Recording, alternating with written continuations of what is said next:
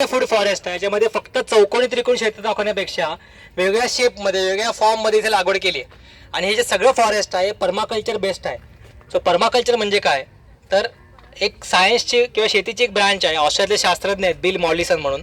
तर त्यांनी जंगलाचा अभ्यास करून जंगलातली शेती आपण आपल्या शेतीत कशी करू शकतो याच्याकरता काही तत्त्व मांडली आणि त्या तत्वांचा मिळून एक पर्माकल्चर शेतीची ब्रांचच तयार झाली. आणि ह्या शेतीच्या ब्रांचनुसार हे सगळ्या गार्डनचं डिझाईन केलेलं आहे. तुम्ही म्हटलं तसं हे पुढच्या 12 वर्षाकरता केलेले हे सगळे वाफे आहेत. आणि हे वाफे फक्त चौकोनी त्रिकोणी करण्यापेक्षा वेगवेगळे शेप दिलेत. तर मुलांना इथे आल्यावरती गंमत वाटावी काम करायला म्हणून तिथे वगैरे तिथे इंटरलॉकिंग हाफ सर्कल आहेत. इकडे हॉर्स शू म्हणजे घोड्याच्या नालीचा शेप आहे इथे. त्याच्यावर इकडे वेलवर्गीय आहेत. इथे आता टॉमॅटोची लागवड होते. टॉमॅटो लागला उंच आला की तिथे असं तंबूसारखा आकार तयार होणार इथे सगळा. त्याचबरोबर इकडे क्वार्टर सर्कल आहेत म्हणजे पाव सर्कल आहेत. नंतर वरती जर बघाल तर वरती हा प्रॉपर एक मेज आहे म्हणजे 40 फुटाचा एक भुलभुलाई आहे. 3 रस्ते आत जायला, 1 रस्ता बाहेर यायला. आणि प्रत्येक कंपार्टमेंटमध्ये आता आम्ही वेगवेगळी लागवड आमची सुरू झाली आहे. म्हणजे मुलं आली की ते पुढे आलेली की बघतात आम्ही कुठे आहे. आता स्वीटकॉर्न दिसले की मी स्वीटकॉर्नमध्ये, मी कोबीमध्ये, मी आंबाडीमध्ये. सो मुलांना खेळातनं आपण कशी गोडी लावू शकतो याकरता सगळ्या 60,000 स्क्वेअर फूटच्या गार्डनची इथे आपण रचना केलेली आहे. माझ्या डाव्या हातात तुम्ही बघताय ही आहे आपली नैसर्गिक तळं यातलं. सो जेव्हा हे सगळं गार्डनचं डिझाईन सुरू होतं त्याचं सेंटर पॉईंट हे तळं होतं. कारण कुठल्याही फॉरेस्टचा किंवा कुठल्याही जंगलाचा सेंटर पॉईंट हा त्याचा पाण्याचा सोर्स असतो. मग हे जे तळ आहे डिझाईन करताना त्याचे 4-5 उद्देश इथे होते. सगळ्यात पहिल्यांदा ह्या तळ्यातून माझ्या पूर्ण फॉरेस्टला 2 वेळा पाणी दिलं जाईल ह्या कॅपॅसिटी तळं केलंय. सेकंड थिंग तुम्ही जर बघाल त्याच्यामध्ये मासे आहेत, वेगळ्या प्रकारच्या पान वनस्पती आहेत. तर या माशांना बाहेरनं ऑक्सिजन कुठूनही प्रोव्हाइड केलेलं नाहीये. तुम्ही बघाल तर ह्या पान वनस्पती ज्या आहेत ह्या ऑक्सिजन तयार करून माशांकरता देत आहेत. त्याचबरोबर तो खाली जो पाईप आहे पांढरा तो विहिरीतनं येतो. विहिरीतनं फ्रेश पाणी इथं येतं आणि इथनं माशांनी तयार केलेलं नायट्रोजनयुक्त पाणी, ही पानं कुजून तयार केलेलं नायट्रोजनयुक्त पाणी हे इथून उचलून सगळ्या माझ्या फॉरेस्टला दिलं जातं. सो यातून माझी पाण्याची गरज भागली, माझी खताची गरज भागली. बरोबर तुम्ही पुढचं जर बघाल तर असल्यामुळे सकाळी पक्षी इथे आंघोळीला येतात आणि आंघोळ केलं की ब्रेकफास्ट माझ्या शेतावरती करतात. म्हणजे पुन्हा माझं कीड नियंत्रण करायचं काम या तळ्याने केलं. त्याचबरोबर सगळ्यात शेवटी तिकडे धबधबा आहे, इथे वेगवेगळ्या प्रकारची फुलं आहेत. सो माझ्या शेताचं सौंदर्य वाढवायचं काम हे माझ्या ह्या त्यांनी केलं. तसं 4 ते 5 प्रकारचे हे तळं आता इथे माझ्याकरता काम करतंय. आणि ह्याच्याकरता मी काय करतोय तर फक्त एक बटन दाबायचं, विहिरीतलं पाणी इथे येतं, एक बटन दाबलं की सगळं पाणी अख्ख्या शेताला जातं. सो आता तो पुन्हा तेच आहे की ह्या सगळ्या 60,000 स्क्वेअर फीटमध्ये 1.5 एकरमध्ये निसर्ग माझ्याकरता काम करतोय. मी कमीत कमी माझ्याकरता काम ठेवलंय आणि त्यामुळे सगळी शेती माझी शक्य होतीये. सो याच्यामध्ये कुठल्या प्रकारचं मेंटेन मला खत घालायचं नाहीये कुठेही या शेताला. इथून सगळं खत चाललेलं आहे. हे जे वाफे तयार केले ते त्यामध्ये खत तयार होत आहे. सो त्याच्या प्रकारे हे सगळं नियोजन इथे केलेलं आहे. त्याच्यानंतर आपण जे उभे आहोत त्याला आपण अग्निहोत्राची कुटी असं नाव दिलेलं आहे. आता अग्निहोत्र म्हणजे काय तर खूप मोठा कुठला यज्ञ आहे किंवा काही होम आहे असं नाही, तर एक शेतीकरता केलेलं विहित कर्म किंवा एक शेतीकरता केलेलं छान काम म्हणजे अग्निहोत्र आपण मानतो. आता अग्निहोत्राचं तुम्ही जर बघितलं तर अग्निहोत्र हे का उपयोगाला शेती करता तर 3 पद्धती आपण समजून घेऊ शकतो. सगळ्यात पहिल्यांदा आध्यात्मिक पद्धत. तर तुम्ही जर बघितलं तर आज आपल्याला सूर्यापासून जी ऊर्जा मिळते त्याच्यावरती सगळं जग चाललंय.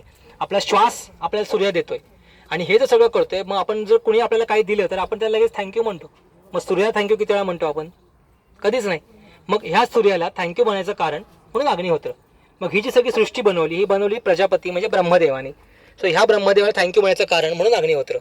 सो पहिला मंत्र असतो ओम सूर्याय नमः, दुसरा मंत्र असतो ओम प्रजापतये नमः आणि तिसरा मंत्र असतो ओम राष्ट्राय नमः, की ह्या राष्ट्राने या भारत देशाने मला ही जागा दिली, सगळ्या सोयी सुविधा दिल्या म्हणून मी हे करू शकलो.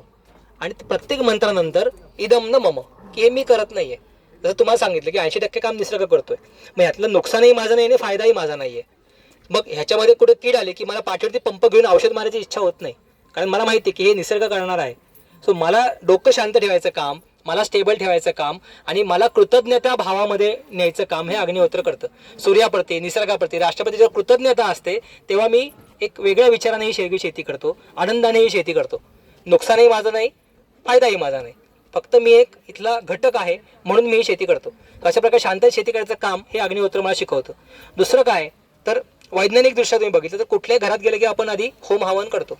सो आज सायंटिफिकली प्रूव्ह झालं की ह्या हवनामुळे घरातले बॅक्टेरियाज किंवा जे वाईट वायू असतात ते निघून जातात. मग हे जे घर आहे 10 एकर ते माझं घरच आहे. पण त्याच्या मध्यभागी असलेली ही कुटी जी आहे या कुटीमध्ये मी जेव्हा गाईच्या शेणाच्या गोवऱ्या, गाईचं तूप आणि माझं शेत अक्षत राहावं म्हणून अक्षता यांची आहुती देतो, तेव्हा त्यापासून निर्माण होणारे वायू माझं हे शेत माझं अँटीबॅक्टेरियल करायचं हे करतात, मदत करतात.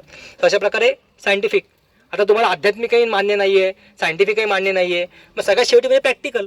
तर मला शेती करायची असेल तर मला शेतामध्ये आलं पाहिजे, शेतामध्ये काय चाललं हे कळलं पाहिजे, आणि रोजच्या रोजची कामं माझी ही झालीत का नाही झालीत, काय करायची ही मला कळता आलं पाहिजे. आणि हे मी कधी आलं पाहिजे, जेव्हा माझं शेत सगळ्यात जास्त ॲक्टिव्ह असेल तेव्हा. आणि ते कधी ॲक्टिव्ह असतं तर सूर्योदय आणि सूर्यास्ताला. सूर्योदय झाला की सगळे पानं उमलतात, फुलं उमलतात, पक्षी बाहेर पडतात. सूर्यास्त झाला की सगळं पुन्हा क्लोज होतं. मग सूर्योदयाला मी जेव्हा येतो आणि माझी जर हळदीची पानं मिटलेली असतील, याचा अर्थ की माझ्या हळदीला पाणी कमी पडतंय, कारण ती पानं उघडलेली नाही. आत्ता मिटली ठीक आहे, आत्ता ऊन आहे म्हणून तिने मिटली, ती तिची नॅचरल टेंडन्सी आहे. पण जर पहाटे पानं मिटलेली असतील झाडांची तर याचा अर्थ पानांना पाणी कमी पडतंय. मग ज्या किडी आत्ता पानाच्या खाली गेल्यात त्या किडी सकाळी वरती असतात. मग कुठली किड आली की मला बघायचं तर कधी यायला पाहिजे, मी सूर्यास्ताला इथं सूर्योदयाला इथं आलं पाहिजे, तेव्हा मला ते कळेल. मग हे सगळं बघणं, कामाचं व्यवस्थापन करणं, अग्निहोत्र करणं, आणि पुन्हा संध्याकाळी जाताना ही सगळी कामं झाली का ते बघणं, सूर्यास्ताला अग्निहोत्र करणं आणि घरी जाणं, हे शेतामध्ये यायचं कारण म्हणून अग्निहोत्र. सकाळ संध्याकाळ तुम्ही शेतामध्ये याल तेव्हाच तुम्ही शेती करू शकाल. सो मला शेतामध्ये यायचं कारण प्रॅक्टिकल रिझन म्हणून अग्निहोत्र. तर तुम्ही कुठल्याही ह्यानी करा, अग्निहोत्र शेती करता फायद्याचंच आहे. त्याचबरोबर ही जी राख असते, अग्निहोत्री रक्षा जी असते, ती आपण जेव्हा नवीन रोपं बनवतो बीपासून, त्याच्यामध्ये त्या पॉटिंग मिक्समध्ये किंवा त्या ह्याच्यामध्ये आपण वापरतो. आणि प्रत्येक अग्निहोत्रानंतर आपण महामृत्युंजय मंत्र म्हटलं होतं की माझं शेत मला हे सदैव जीवनाने भरलेलं हवं.